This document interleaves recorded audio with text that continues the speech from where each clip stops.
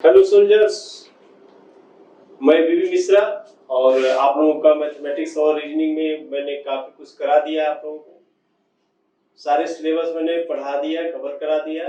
अब समय है प्रैक्टिस का। ठीक, तो कुछ मॉडल पेपर हम आपको यहाँ पे सॉल्व कराने जा रहे हैं। वाई ग्रुप में ऐसे ही क्वेश्चन इसी लेवल के पूछे जाते हैं और तो आप लोगों को एक अंदाजा मिलेगा कि किस टाइप के हम प्रश्नों की तैयारी कैसे करें और कैसे सॉल्व करें कि विद इन टाइम हम सारे प्रश्नों को करके चले आए। ठीक है, रागा लिखने का मतलब ये होता है कि इसमें जो आपके क्वेश्चंस आएंगे वो 30 क्वेश्चंस रहते हैं। वो कुछ जीके के क्वेश्चन रहेंगे, कुछ मैथमेटिक्स के रहेंगे और कुछ रीजनिंग के। ये तीनों सेक्शन मिला के रागा का पेपर बनता है। ठीक बात है। तो चलिए, हमने लिखा है रागा मॉडल पेपर 1। पहला पेपर मैं कराने जा रहा हूँ। इसमें पहला क्वेश्चन ये है, आप लोग देखिए कि निम्नलिखित में से किसे भारतीय पुनर्जागरण का जनक कहा जाता है। निम्नलिखित में से किसे भारतीय पुनर्जागरण का जनक कहा जाता है। आपके ऑप्शन है राजा राम मोहन राय, रविंद्रनाथ टैगोर, स्वामी दयानंद सरस्वती और स्वामी विवेकानंद। तो याद रखिएगा, भारत में पुनर्जागरण की शुरुआत राजा राम मोहन राय ने करी। जैसे कि यूरोप में आपके पुनर्जागरण की शुरुआत किया, उसका जनक माना जाता है मैकियावली को। मैकियावली ने वहां पे करा था पुनर्जागरण की शुरुआत। तो यहाँ पे शुरुआत किया था इसने राजा राम मोहन राय ने। तो ऑप्शन हो जाएगा आपका ए। दूसरा प्रश्न देखिए, लिखा है प्लेइंग इट माई वे पुस्तक के लेखक का नाम बताइए। प्लेइंग इट माई वे पुस्तक के लेखक का नाम आपके ऑप्शन है सचिन तेंदुलकर, वीरेंद्र सहवाग, महेंद्र सिंह धोनी एंड सौरव गांगुली। तो ये पुस्तक लिखी है सचिन तेंदुलकर ने। इसमें उनकी आत्मकथा लिखी गई है। तो आपका ऑप्शन होगा सचिन तेंदुलकर। तीसरा क्वेश्चन है, इंटरनेट के पते में पद HTTP का विस्तृत रूप क्या है। और आपके ऑप्शन दिए गए ये। पहला ऑप्शन है higher text transfer protocol, higher transfer text protocol, hybrid text transfer protocol, hyper text transfer protocol. तो इसका आपका ऑप्शन डी होगा हाइपर टेक्स्ट ट्रांसफर प्रोटोकॉल। ठीक है, ये कंप्यूटर में आप जो इंटरनेट करते हो तो देखोगे आप लोग ऊपर लिखे आता है HTTP। ठीक, नेक्स्ट प्रश्न है, पीवी सिंधु का नाम किस खेल से जुड़ा है। पीवी सिंधु टेनिस की मशहूर खिलाड़ी है ना। पीवी सिंधु ये टेनिस से जुड़ी हुई है। ठीक, और टेनिस और यहीं पे आप लोग ध्यान दीजिएगा, सानिया मिर्जा का नाम किससे संबंधित है। सॉरी, पीवी सिंधु का नाम बैडमिंटन से। ऑप्शन बी होगा यहाँ पे, बैडमिंटन। ठीक है, और बैडमिंटन में खिलाड़ी और कौन है, साइना नेहवाल है ना। जो सानिया मिर्जा है वो टेनिस से जुड़ी हुई। तो इसको आप लोग ध्यान में रखना। नेक्स्ट प्रश्न है, समुद्र में डूबी वस्तु का पता लगाने के लिए किस यंत्र का प्रयोग किया जाता है। आपके ऑप्शन दिए हैं सोनार, रडार, लेजर एंड मेसर। तो इसका ऑप्शन होगा ए, सोनार।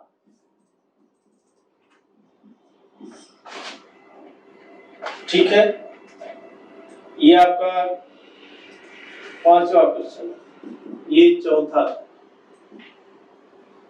नेक्स्ट क्वेश्चन देखिए, भारत के संविधान में कितनी अनुसूचियां हैं। तो भारत के संविधान में क्वेश्चन नंबर सी का आंसर होगा 12 अनुसूचियां हैं और ये है ऑप्शन डी, 12 अनुसूचियां। ठीक, नेक्स्ट क्वेश्चन है, सीमांत गांधी किसका उपनाम है। सीमांत गांधी किसका उपनाम है। तो बेटा सीमांत गांधी कहा जाता था खान अब्दुल गफार खान को। इसका ऑप्शन ए होगा, खान अब्दुल गफार खान।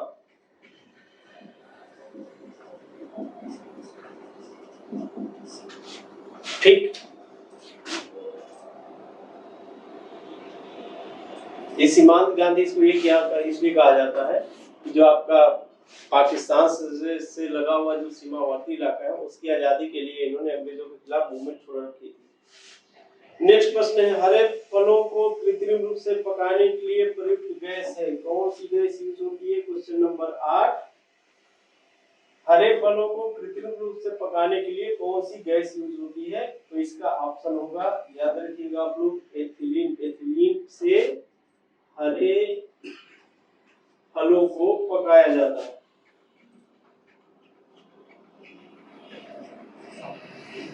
नेक्स्ट प्रश्न है, ईसीजी किसकी गतिविधि को दर्शाता है? क्वेश्चन नंबर 9, ईसीजी किसकी गतिविधि को दर्शाता है? एक्चुअली हमारे शरीर में बहुत सारे क्रियाकलाप होती है, बहुत सारे ऑर्गन होते हैं, तो इसमें एक है हृदय, और हृदय की गतिविधि को, हृदय कैसा काम कर रहा है, इसको चेक करने के लिए एक डॉक्टर परीक्षण कराते हैं जिसको कहा जाता है ईसीजी। तो इसका ऑप्शन आप लोग याद रखिए, कौन सा होगा? हृदय परीक्षण, ऑप्शन नंबर बी। इसका ऑप्शन बी होगा हृदय। ठीक। नेक्स्ट, शक संवत किसने और कब शुरू किया था? शक संवत, देखो भारत में 3 संवत प्रचलित है, शक संवत, विक्रम संवत और ईसवी। ईसवी ईसा मसीह। शक संवत शुरू किया था कनिष्क ने, ये कुषाण राजा था, ठीक।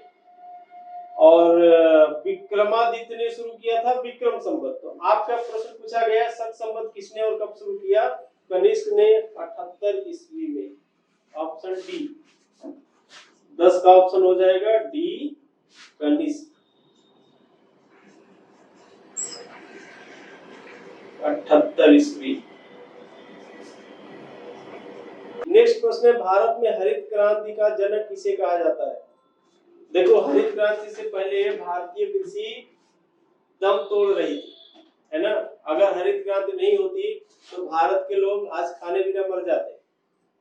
जितनी जनसंख्या तेजी से बढ़ी है, जमीनें घट रही हैं, बावजूद इसके सब लोगों को अन्न मिल रहा है, अन्न का निर्यात किया जा रहा है। ये देन है किसकी? स्वामीनाथन की। इन्हों में ही हरित क्रांति का जनक कहा जाता है, जिसने नए तरीके बताए कि हम अपने उत्पादन को कैसे बढ़ा दें। नेक्स्ट प्रश्न है, तो ये आपका ऑप्शन हो जाएगा क्वेश्चन नंबर 11। 11 का आंसर हो जाएगा बच्चों, जो आपके ऑप्शन दिए गए, M S Swaminathan, option A Swaminathan. दक्षिणी ध्रुव की खोज किसने की थी? आपके ऑप्शन है रॉबर्ट पियरी, एमंडसन, जॉन कॉयबेट, तस्मान। इसका ऑप्शन होगा बी, एम्स्टन।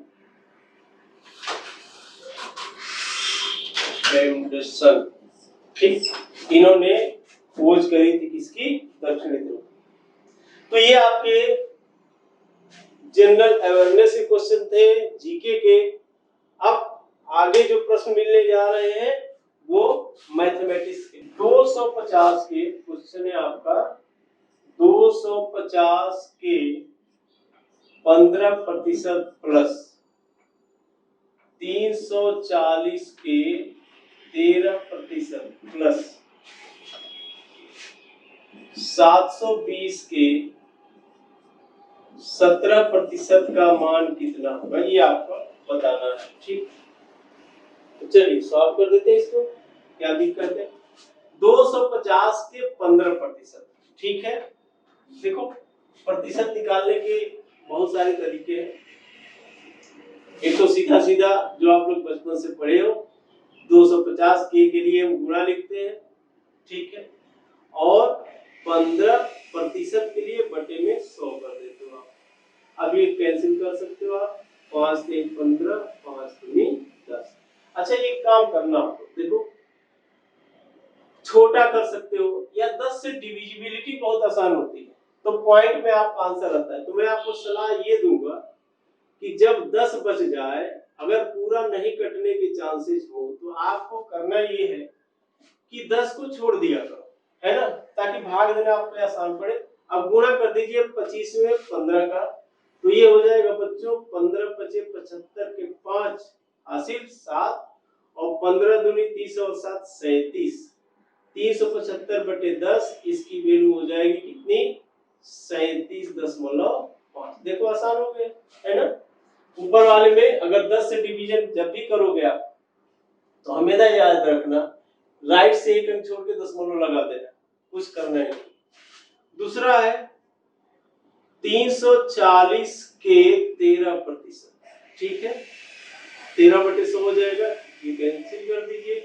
13 चौके 52 के 2, यहाँ पे होगा 13 चौके 52 के 2 हासिल 5, 13 तिया 39, 39 और 5 44 बटे 10, इसकी वैल्यू हो जाएगी 44.2, ठीक है।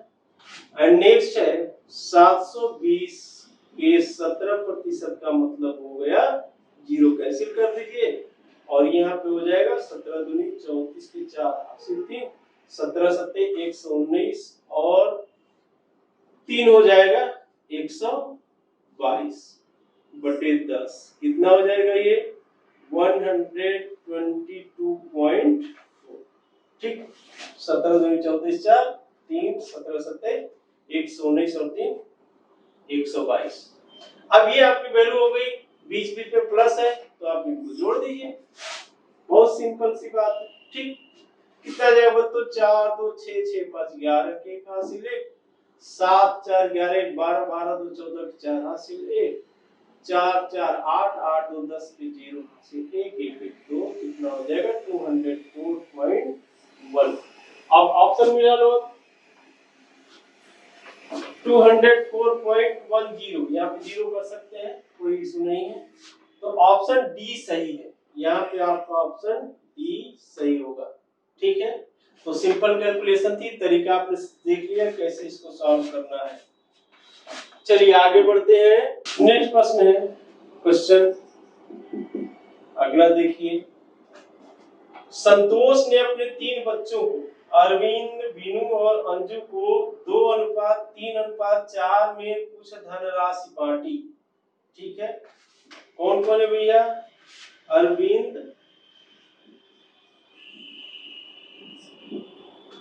बीनू और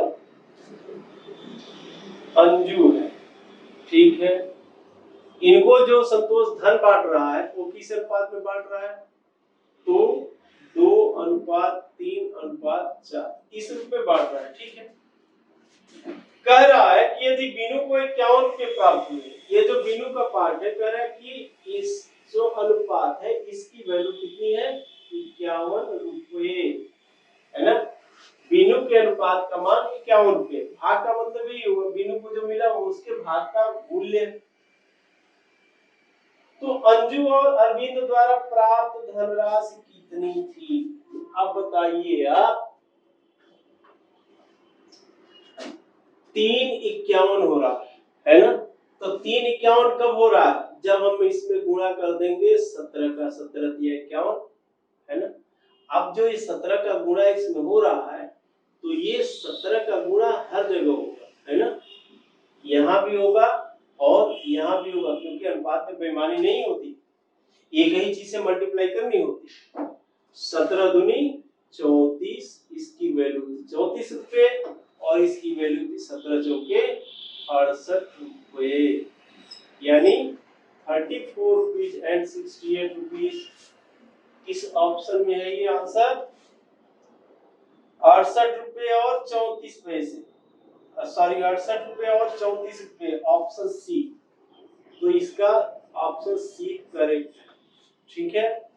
चलिए आगे बढ़ते हैं बच्चों। नेक्स्ट सवाल है 2/3 का 1/4 100, दो संख्या क्या है, देखो 2/3 बीन का प्रश्न है, 2/3 का मतलब गुणा 1/4, 2/3 का 1/4 कह रहा है कि 100 रुपया है।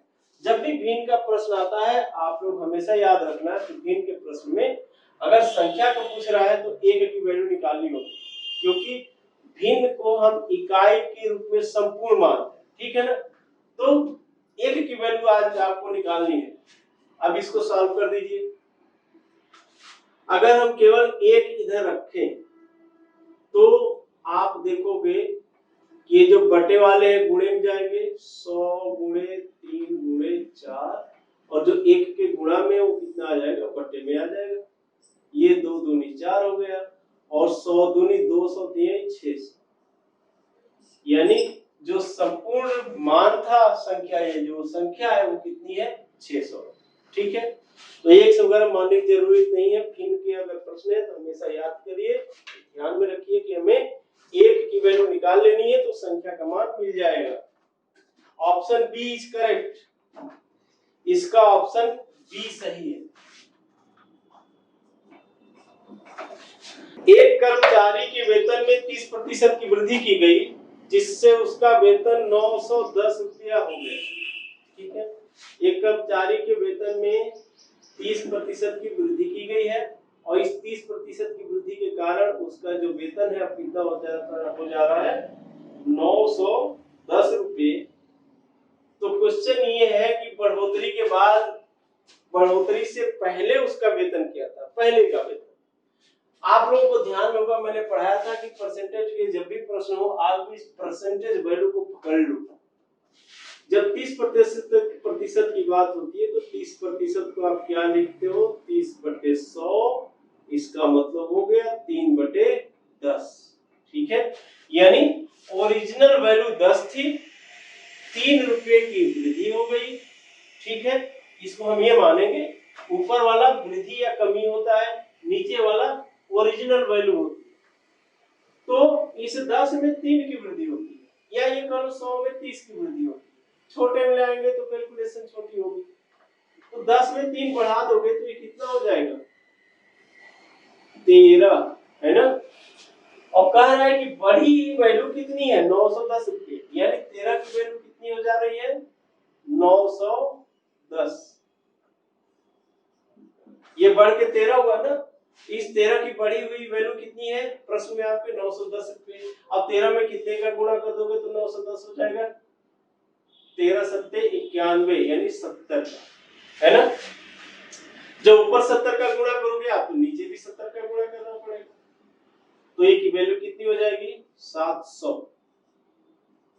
और यही पूछा गया था, ये जो बढ़ा हुआ है उससे पहले की वैल्यू कितनी थी, तो आप बताओगे ये वैल्यू थी 700 रुपये, और ये आपके ऑप्शन में है, ये ऑप्शन में है, ऑप्शन नंबर सी। तो इसका सी करेक्ट है। ठीक है, चलिए आगे बढ़ते हैं बच्चों। एक दुकानदार ने 20 दर्जन खिलौने 1 रुपये 50 पैसे प्रति खिलौने की दर से खरीदे। 10 खिलौने रास्ते में टूट गए।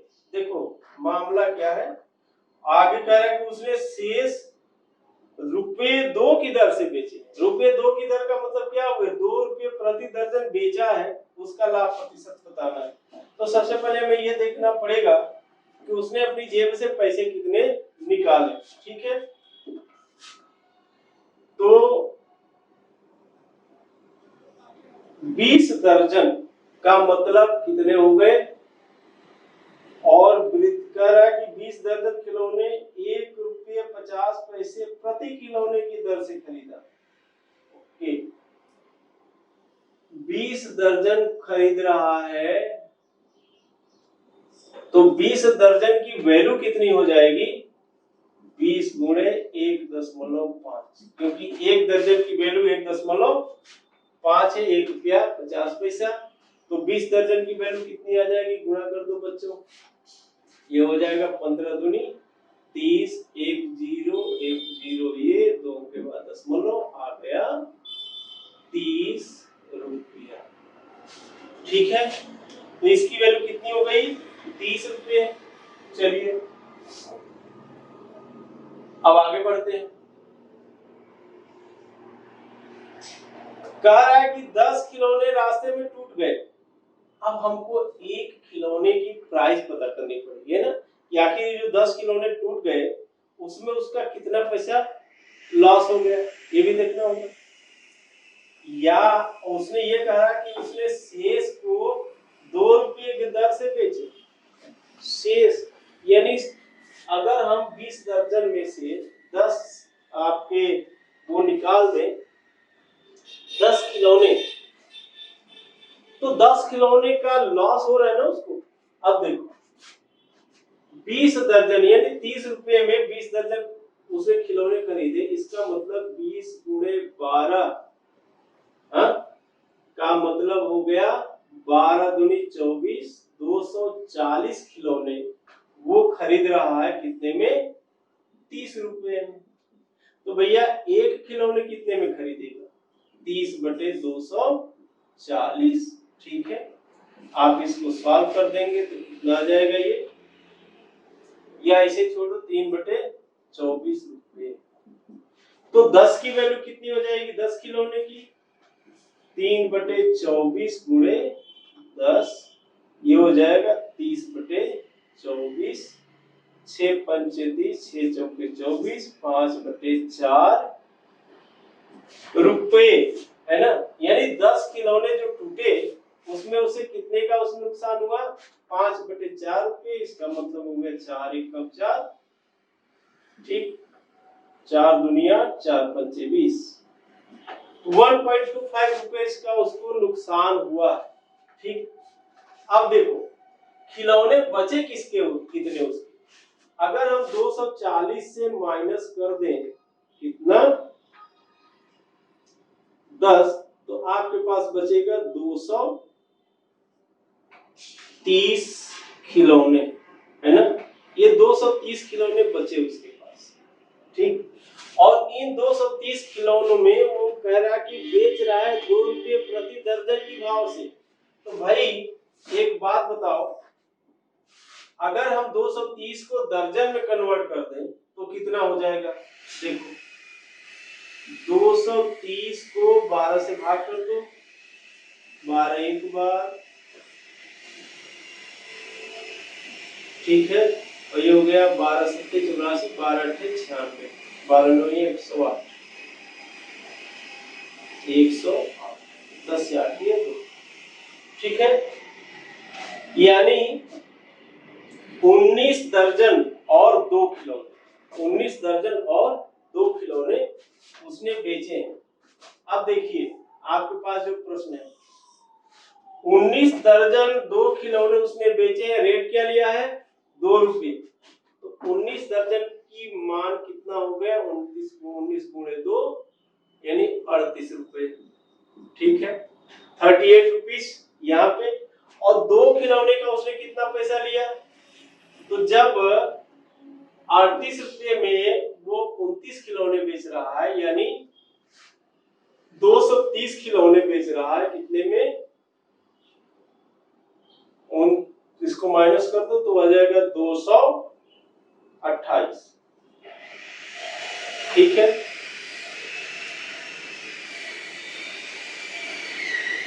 दो 228 हो गया, 228 खिलौने बेच रहा है 38 रुपए में, तो एक खिलौने कितने में बेच देगा? 38/228। और इसी प्रकार वह 2 खिलौने कितने में बेच देगा? 38/228 into 2। अभी कितना हो जाएगा? 2 एकम 2, 2 एकम 2, 2 चौके 8, और 29 दूनी 38, 19 104, 2 3 6, 1/3। यानी इस 2 खिलौने की वैल्यू कितनी हो जाएगी?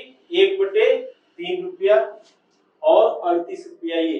तो टोटल वैल्यू इसकी आ जाएगी कितनी? 38 + 1/3, और ये कितना आ जाएगा बच्चों? 8 3 के 24, और 4 3 12, और 2 3 3 के 9, 9 2 11, ठीक है, प्लस 1/3 यानी 115/3, ठीक है। अब आप देखिए इतने रुपए में वो बेचता है और खरीदा कितने में? 30 रुपये। उसकी प्रॉफिट कितने की हो गई? आपको इस कैलकुलेशन की जरूरत नहीं पड़ेगी कि एक को कितने में खरीद रहा, ठीक है। आपको क्या करना है, ये आपकी एसपी हो गई, ये सीपी हो गई, तो प्रॉफिट कितनी हो जाएगी? 115 by 3 minus 30 यानी 115 माइनस 90/3। ये कितना हो जाएगा? 5, 11 में से 9 गए 2, 25/3। ठीक, ये इतने की प्रॉफिट हो गई। किस पे कमाएगा प्रॉफिट? इस पे। तो प्रॉफिट परसेंट कितना हो जाएगा? 25/3/30 गुणे 100 यानी हो जाएगा 25/3 गुणे 30 गुणे 100। ये कैंसिल हो जाएगा। ये हो जाएगा आपका 250/3 और ये आ जाएगा आपका 9 दूनी 18, 15 से आके 70, 9 7 63। ठीक है, फिर हो जाएगा 7, 9 7 63, फिर 7, 27.77%। आंसर कितना आ जाएगा? 27.77%। Option C is correct. C correct. ठीक है, तो ये दर्जन वाले में आपको थोड़ा सा, क्योंकि 2 खिलौने का दे दिया है इसलिए